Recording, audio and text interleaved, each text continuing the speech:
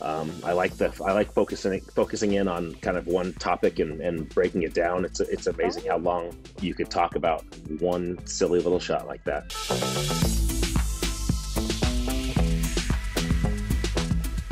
I'm so excited for this, Scott. Scott, I don't even know what we're calling this. All I know is I want 20 minutes of you weekly in my life, and I think other people want you in their lives too, because on our last podcast at This Pickleball Life, you crushed it. Everyone loves you. They don't even want to hear from me and Kristen anymore. They just want more Scott Crandall. So that's why we're here, Scott. I want the world to have more Scott Crandall. We're all just collaborating, aren't we? And I think we're going to learn a lot. So today, Scott, I want to talk about a shot that I hate and I love. And I hate it because I'm not great at it. And I heard from someone really smart that it's kind of hard to be good at something you never practice. But I love the shot. But I love the shot because I love it when someone does it to me. So like Leah Jansen once told me, there's two girls I don't lob on tour, you and Callie Jo Smith. And that was before Tyra was around. So I'd probably add Tyra to that. So Scott, today I want to talk about the lob. Do you love the lob? When should someone lob? Talk to me about the lob. I do love the lob. I love it for my game. I love seeing it in the pro game. I like it at the amateur game to a certain level. There's an exception to that. Can I talk about that exception? Tell me where the I don't exception. love the lob? Yeah. Okay. When I used to teach a lot of ladies and older gentlemen. There's a certain demographic when someone gets older and less mobile.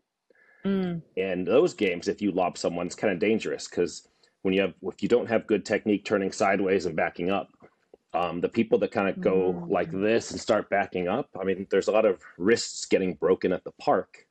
If there are, I don't know what age I would set it at. I don't want to set it at an age. I want to set it at a mobility level and kind of a skill level. So I would tell my people, I don't want to because I knew that where I was teaching, it's like, okay, the level was pretty low. The mobility was not good. They were just out there having fun. I want you to continue having fun. Okay. So with that PSA over, if we just talk about, so these are, better, younger, more competitive players. Yes, I love the lob. I consider it an offensive shot.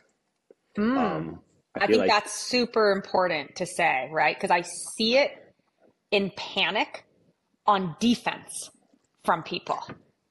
Yeah, I feel like the numbers, I haven't done these numbers, but I feel the numbers on defensive lobs are pretty bad. If you throw up a defensive lob out of desperation, you are losing that point a high amount of time. Now, if you're so desperate that that's all you had, then it's the right shot. But some people do it not out of super desperation, but just out of my dink tolerance is over now and I've got to do something.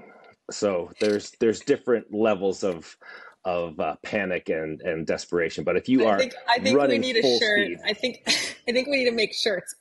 Low dink tolerance. yes, that is. There's a lot of that. There's not a lot of high dink tolerance anymore. Okay, so you were saying before I cut you off, the lob is an offensive shot, with which I completely agree. It's so yeah. If we're at the kitchen, if we're in a kitchen point, I think the lob is an offensive shot because there has to be, if you're going to do it, there has to be an element of surprise to it.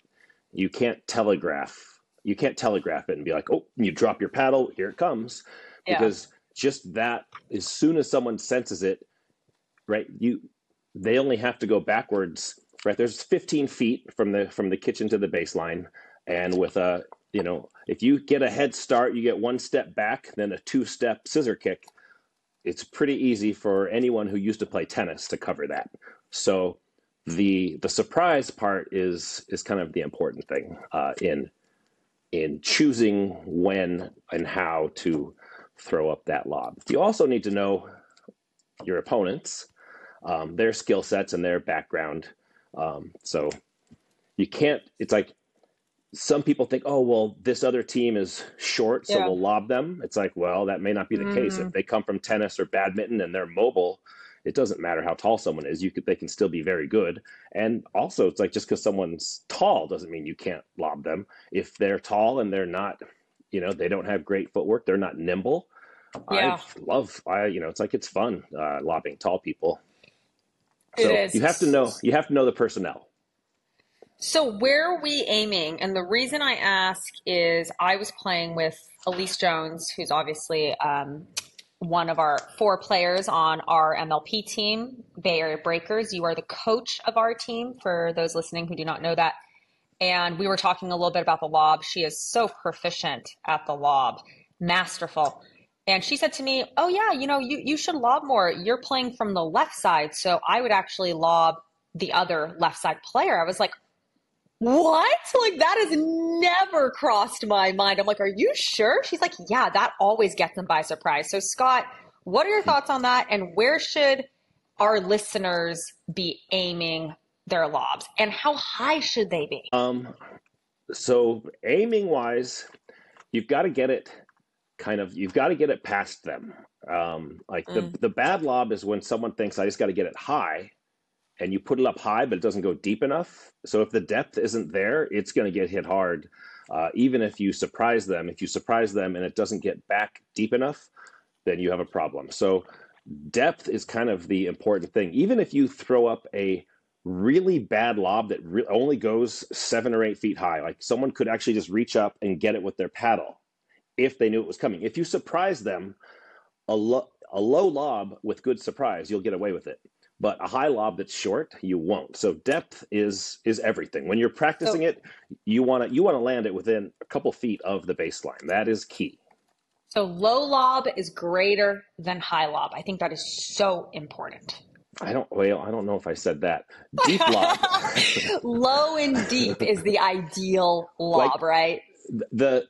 I'll say the thing about the low one, if they read the low one, then you get punished. So Okay. there does need to be some height to it. Um, but I said, if you surprise them, you can get away with the low one. And it's easier to do. But if you just go, if some people, High like and short, when I it's would going to get you teach the lob killed. to people and they didn't really have it yet, they would usually fail because they would just hit it kind of too much straight up, and they just thought up is the answer. But up without depth is not the answer. That's an overhead Hmm. feed. Hmm. So you need to find Got to find the depth. you've got to find just that trajectory that will get it all the way back there. You can get it back there with a low trajectory. You can get it back there with a high trajectory. The lower the trajectory, the more kind of offensive and tougher it is for them to run down. If you just go really high, really deep, it will probably land, but they'll run And they'll get down and it. then They'll get they'll it. reset Yeah. it. Yeah. So you have, there's a risk reward with the lobbing.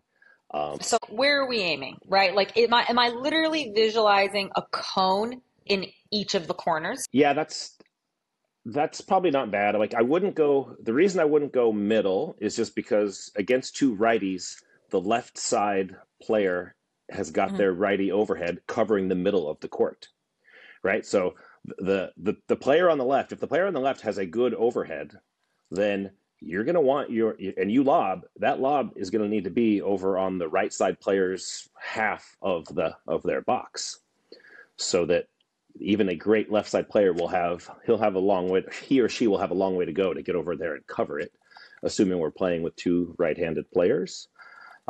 Now your example of left side player lobbing cross court Well, over the other left side player, honestly, I haven't seen a whole lot of that be super successful. That is when you have your lob down and you have that element of surprise going, then maybe that can be I think, to me, that would be a heat check yeah. or a skills check. And that would be a skills check for someone or a mobility check for someone. Um, but so it's doable. But when I see that, I'm like, whoa, that's you. I usually think that person is playing with their food a little bit. Yeah, yeah. Something that really frustrates me when I'm on the left is when I get a girl in front of me, like Allison Harris is a great example. and she can lob me with her forehand and put it down my line. And I've had this like land on my head before. There's something so awkward about having to move to my left, get in the alley to hit the forehand overhead, right? Like, I think that is such a brilliant place, but I've also seen her miss it. Like, it's really high risk. So if I'm on the left and I want to lob, that's kind of my ideal spot though? Like literally that kind of back deuce corner. If you're on the left and you're lobbing down the line, that's risky Tough. business because That's risky business. it's a righties over. You're feeding them an overhead. If you don't fool them, you're going to be receiving a pretty hard shot. If you fool them, what you're saying is like really lobbing is, and this is why when I think about some of the best lobbers in the game, Tyson McGuffin, Callan Dawson, I think Elise is a great lobber. Where are they playing? They're playing from the right side. So are we basically saying you're lobbing if you're on the right side? If you're on the left, good luck. At the pro level, I think that's the theme. At the pro level, I mean, I'm trying to think of other than Callan, who will lob at any time from any place, and he plays both sides, and he's a master of it. I can't think of anyone besides Callan who will kind of throw up lobs from the left. But there's a lot of people who will do it on the right. From the right. Yeah.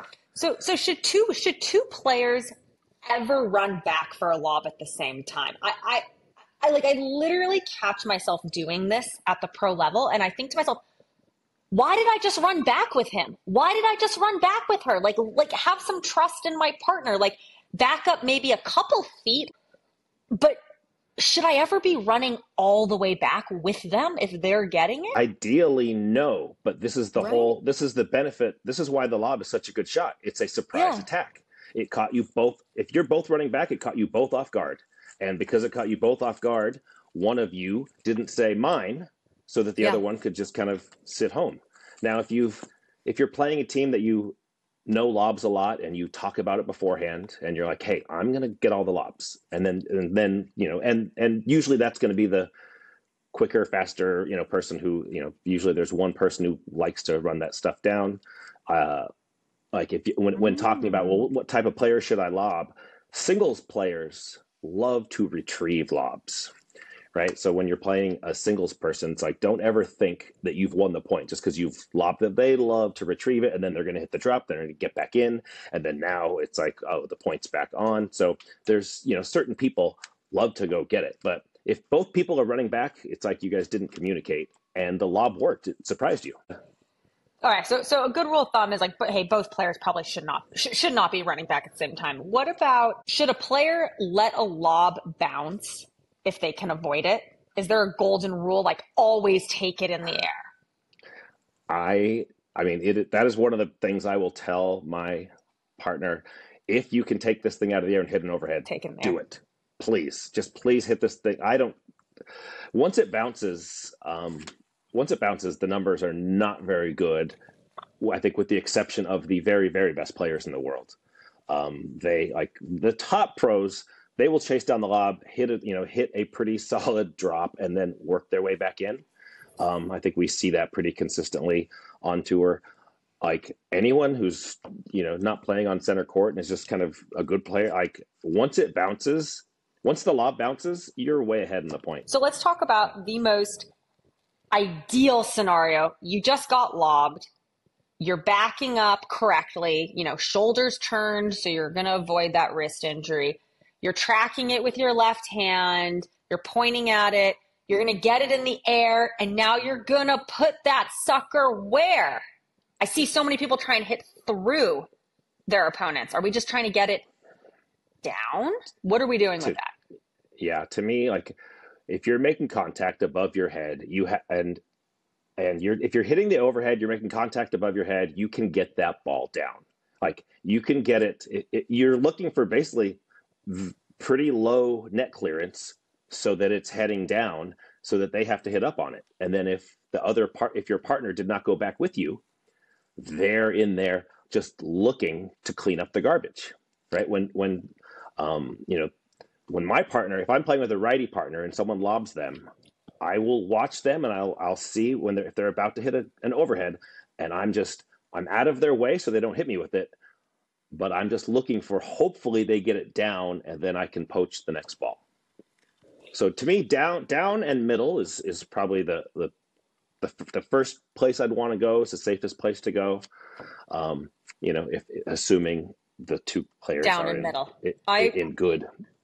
It's just high percentage, and you don't want to be thinking too much. It's like, can you kind of cut off a nice angle? Well, if there's two people at the kitchen, hitting an angled perfect overhead is, you're taking a little bit of risk. It's very high percentage to hit it hard, middle and down. I think you're giving them a tough shot. You're putting your partner in a nice poaching situation, and it's like, let's just keep this as simple as can be. So now I think that's great advice. So now let's worst case scenario it. The lob bounced. You are sprinting back to grab it. The advice I give all of my students, including tennis players who do this wrong, is outrun the lob.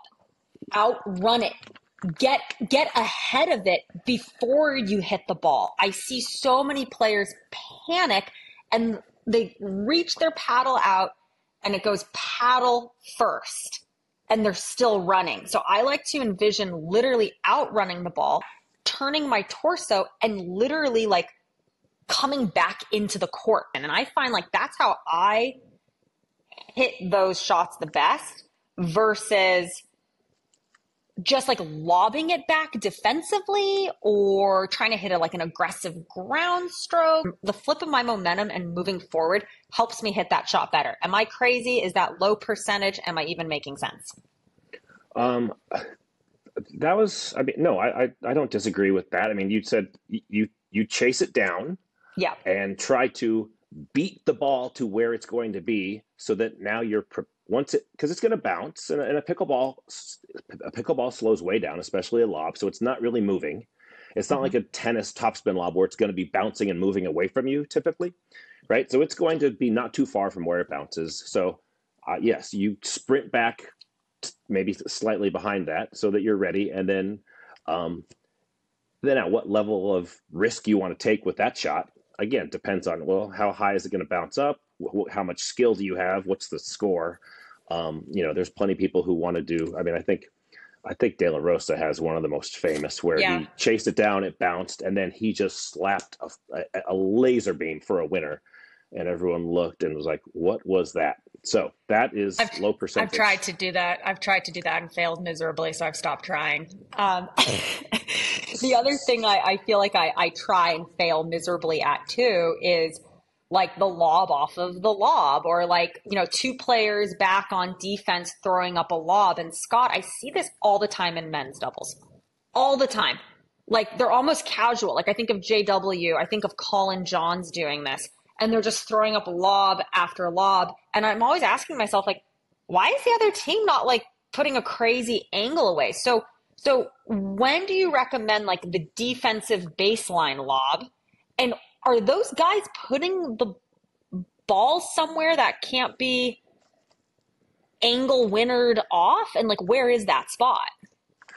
So I think the reason those pro men are lobbing from the baseline is it's a small court, right? It's like you've got two really great athletes who are defending, right? The court's 20 feet wide. So can Colin Johns like cover, his 10 feet, and Ben's covering his 10 feet plus a little bit on the side? It's like they can cover that. You can't hit an overhead through them. They will get their paddle on the ball. And so they're going to, I think they're doing that so that you're taking some risk. I think people miss a lot. People miss overheads at a higher rate, I think, in pickleball than tennis. Yeah, so it's for sure. If I can get this, really what they're doing is, if I can get this lob back deep enough that now your overhead is going to be something I can hit now I can hit a ground stroke, I can hit a drive, or maybe I can even drop it. And they're just waiting until they can hit a better shot that they can drop. But I get it. So you're saying like the lob they're hitting on defense, is deep. It's not short. So, okay, I feel like I understand this better now. They've got their opponents moving backwards to hit an overhead. Yeah, if they can get them to move backwards, then that next shot off of that overhead, I think, is much easier for them to then drive back to that person who's not going to be. If you had to go back 6 feet off the kitchen to hit the overhead, well, now I can hit a drive to you that now you're going to volley. Now I can hit that next one as a drop, and now we're back to neutral. So I think they're just trying to, if I can't neutralize, I don't want to take the risk of hitting a perfect drop on this one, so I'm just going to punt. And if I can get that lob deep enough, then maybe I can, because they tend to hit. It's amazing how many quality drives are hit from the baseline off of some of these lobs, and it's like I don't necessarily I can't really do that. It's low percentage for me, but it's a decent percentage for these guys. They can keep it in play. Like, you don't want to. I'm not a fan of the people who are trying to slap winners. If you're swinging hard, if someone hits an overhead at you and you're at the baseline and you swing hard at that ball, I hate that play. That, to me, that's very low percentage. I don't think that's the play people are doing. When the defense is happening off of an overhead and you're at the baseline, it's really a small, compact swinging kind of counter drive just to get it back over the net, high percentage, somewhat low, and then maybe if their volley is not too great, if they don't hit a perfect volley, well, now that's a ball that I can hit a drop on.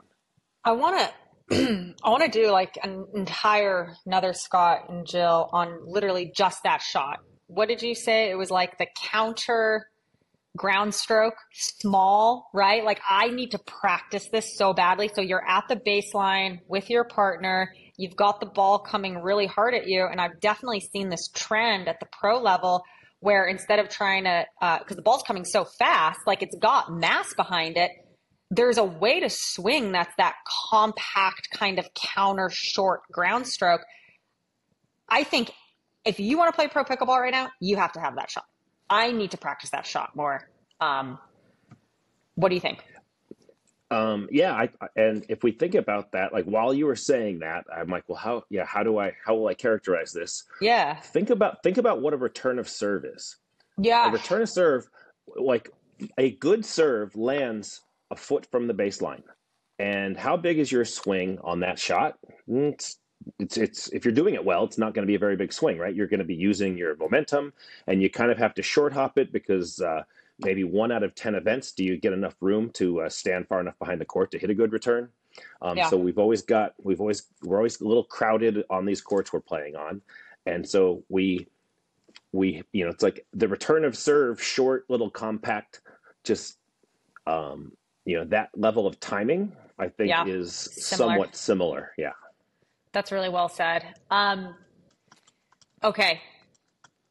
I want to keep this under 30 minutes is my goal for our Scott and Jill Tuesday, 4 p.m. Pacific conversation. So I have 2 final questions. $1 million question. Third shot lob, love or hate? Situational. I would say I mostly like, okay, if my team is doing it, like if my MLP team is doing it that I'm coaching, I'm getting kicked off the team. No, it's like I'm gonna go. Hey, the score better be 24-10 for us to pull that one, unless, right? But there are conditions. Unless the sun is bad on one side and we have that advantage, or there's a player on the other side who has identified themselves as so nervous they can't make anything. It's like, oh, you're nervous. Let me make it a tough shot. Or if I've missed the last 6 third shot drops that I've attempted, I just need to get this stupid thing in play. Yeah. So there's a time and place for everything. Everything is situational. But it would drive me crazy, though, in a close match. Yeah, in for a sure. Close match where there's some intensity. And to me, it's like, because sometimes when people do it, it is in the same way of people that we just talked about having a 3-shot dink tolerance before. that's kind of a, if you can't hold the intensity of a close match, to me, that's kind of a, I couldn't deal with the pressure. And so I just threw up this third shot lob. Yeah. So it depends on what it is. But there's, Actually, you might not know this about me, but I have a, I might have a shit lob from the kitchen, but boy, do I have a third shot lob. And actually, just having this conversation in real time is making me wonder if there are elements of my third shot lob that could actually help me have a better lob at the kitchen. And something I always try and feel on my third shot lobs is this just total simplification of it. I'm like, okay, I am going to hit this as high as I possibly can with as much spin as I can. And the spin brings it down. And it's just like this super simple way of thinking about a third shot lob. So should I be putting more spin on my kitchen lobs? Because I definitely do not think about putting spin on my kitchen lobs. That's a very flat shot to me. So what should we be thinking at home about spin on our lobs at the kitchen? So lobs at the kitchen, if you're doing it off the bounce, right? And the people you've mentioned before, like Elise Jones, she, like her dink technique, because she moves her feet, she gets her paddle behind the ball, and she lifts it over. Her dink technique does not look significantly different than her lob technique. So that's why there's surprise when she does it. And because she's got the paddle underneath it and she lifts, it's got topspin on it, which makes it just devastating. Tyson's too has topspin. Yes, yeah. Tyson's dink, he lifts, and sometimes if it's a really good dink, it's like, and he's hitting kind of a defensive response to a quality aggressive dink, he kind of will back off of it, kind of take pace off of it. But it also, that off the bounce technique is the off the bounce dink can turn into an off the bounce lob really easily. Matt Wright hit quite a few against the Johns brothers in Atlanta when that was kind of a surprising semifinal result.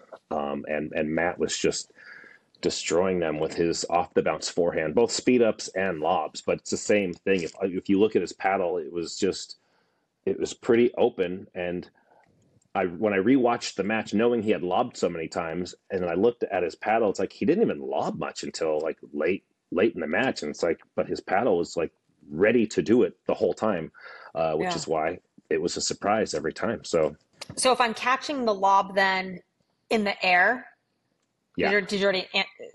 I'm always a little flatter with that because I just want it off my paddle quickly, like low and quick, low, deep, and quick. Yeah. I think I tend not to lob off the bounce. When I'm at the kitchen, I will reach out and I'm going to volley it. And I don't, if I'm adding spin to a volley lob, then that's a little too much. Might as well just be a speed up. Well, yeah, to me, yes, exactly. It's like if you can do anything with it, is maybe lob isn't the choice. I would rather kind of spend if I can do something to put spin on it, well, then I could also do something just to increase the deception of it.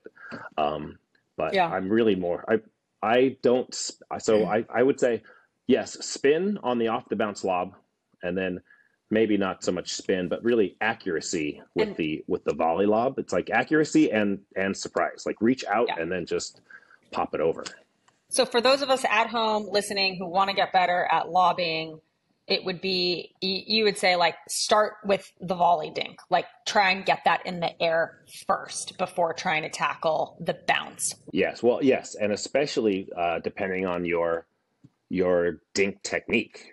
So Scott, let's say you are playing against a team that is lobbing you nonstop and they're doing it successfully. Do you stand somewhere different? Like, how do you increase your anticipation? Like, what do you do? That's a great question because there are plenty of people, we kind of all know them as lobbers. And when you're playing against a lobber, it's like, you kind of go into the match knowing that. And depending on how good they are, I think one strategy that I've used is instead of putting both of my toes on the kitchen line during a kitchen point, I will stagger. I'll stagger and I'm lefty and I play the right side. So I will put my left foot back at a slight angle and just kind of be looking for it, and almost every time I will, I love playing Cal and Dawson for this reason, because it's like it's gonna come, and it's a good test of how well am I like reacting to this, and what I want when I'm playing a lobber, and if I'm playing like a serious match, right? I don't play young pro, so I don't play Callan in a real match, but there's plenty of senior pros I do play against who are good lobbers. I want to shut down the first one.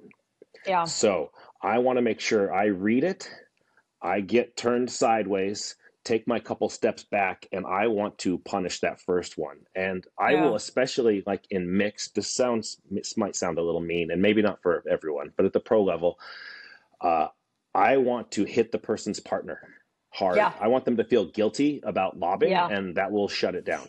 That's really Um, smart. No, that's really so, smart.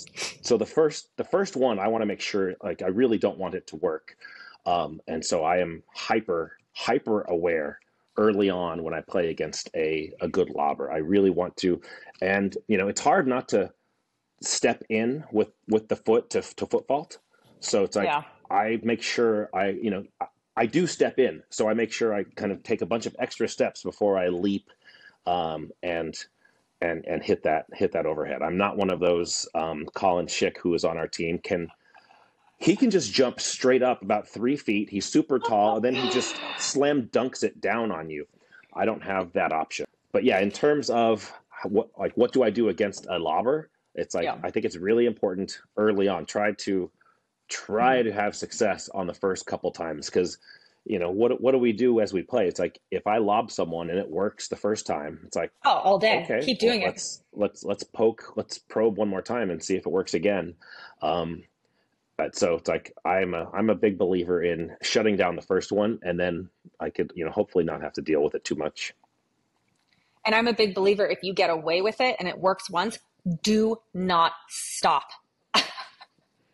Keep With doing it. Yes, I would only add to that, if it's a speed up. Let's say you went off the bounce with your speed up. Keep doing it, but just don't do it to the same spot the next time. Change your Correct. spot. Yeah. Keep doing it, but No, change your spot. I mean with the lob. Keep With the lob, lobbing. Yeah. yeah, I would continue until they prove otherwise. Yes. Until proven otherwise. Yes, exactly. Yeah. And then maybe even then one more just to make sure the shutdown was final. Yeah, no, even it's like, oh, if I'm only winning 3 out of 4 of these. That's I'll take those numbers. So let's go again until they kind of do it Mhm. twice in a row and the pattern's over, right? If you Yeah. don't already have kind of dink technique where you're hitting sort of a mini forehand ground stroke, if that's not your technique, then it's going to be, you'll have to develop that if you're going to want there to be deception in it.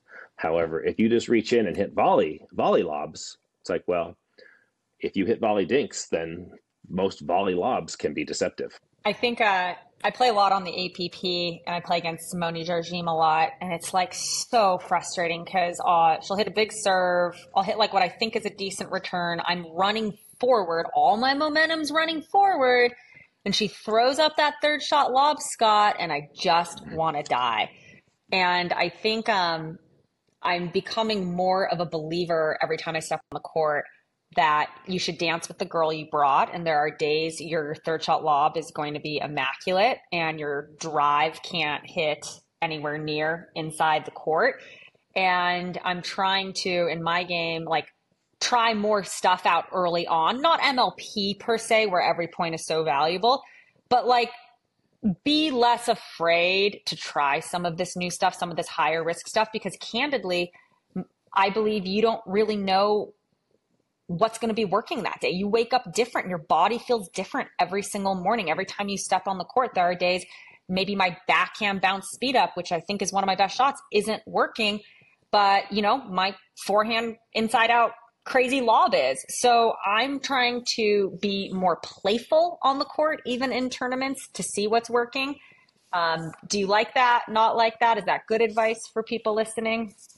No, I definitely like that advice, especially the distinction of regular scoring versus MLP scoring. Regular scoring, you don't lose, a third shot lob implies you're serving and you're not losing a point if things go wrong. It also it might throw people off, like the example you just gave, where you're running after you return Simone's serve and you're running in, and then she throws it like you knowing that she lobs, it might slow you down running in Totally. so aggressively, and Totally. that might give her just enough space to make her third shot drop. Yeah. Right, because she slowed you down. You're not running in. So maybe if she just does it once early, well, now you're not coming in as fast, and it opens up. It gives her space for her third in another Uh-huh. way.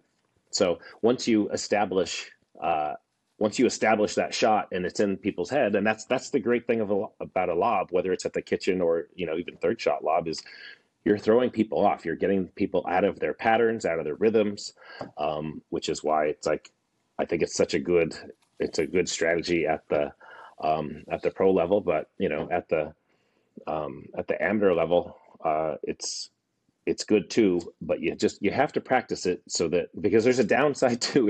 If you throw up the short one, you might get Yeah. hit with an overhead. You might lose momentum. You might give them momentum that they didn't have. Right. Last And so you got question. to be careful. Totally agree. Totally agree with that. Last question for you. Is this something we can practice alone? Could I actually just get a bucket of balls, stand at the kitchen line, drop a ball, lob with a forehand, disguised, is it a dink? Is it a lob? Is it she gonna bounce speed up? And then like drop it, catch it in the air, dink volley lob. Can we practice this at home? And why? And if so, why have I not thought of this before? Because I probably should have been practicing this with a bucket of balls, like on a court. I mean, I think it would be easier to do with just one other person, just so that you could just turn either cross court dinks into lobs or Mm, even down the line, like so that you could, I would rather practice it off of someone else's dink, sure. ideally. Yeah. But if you didn't have that, um, because a lot of the people who do these off their forehand bounce dinks, Yeah. the ball is barely moving. It is not significantly different than if you just hand fed it to yourself and just Exactly. got the feel for it. I'm gonna do that. I actually hand feed myself third shot drops, and that has been like tremendously helpful. I was like, God, I'm feeding the ball so badly. It's like, why are you feeding the ball badly? Like, you should feed the ball really well. It's like basically a shot. So yeah, for those listening at home, Scott, by the way, I taught myself how to ATP alone by throwing the ball down at an angle. So I'm a big fan of like, how can you like growth hack stuff kind of on your own? So yeah, if you're listening and you try that out, let us know how it goes. Scott, this has been awesome. I don't even know what we're calling this. How about like it's episode 1 of the Pros Pro? Is that it? Could that be the Sure. This is your show. We can call it whatever you want to call it. how about you don't know Jack with Jilly B and Scott C? We don't have to figure it out right now. Yeah, we do. No, just kidding. All right, I'll send you 5 options, and episode 1 is done. Awesome. That was great. I like focusing in on kind of one topic and breaking it down. It's amazing how long you could talk about one silly little shot like that.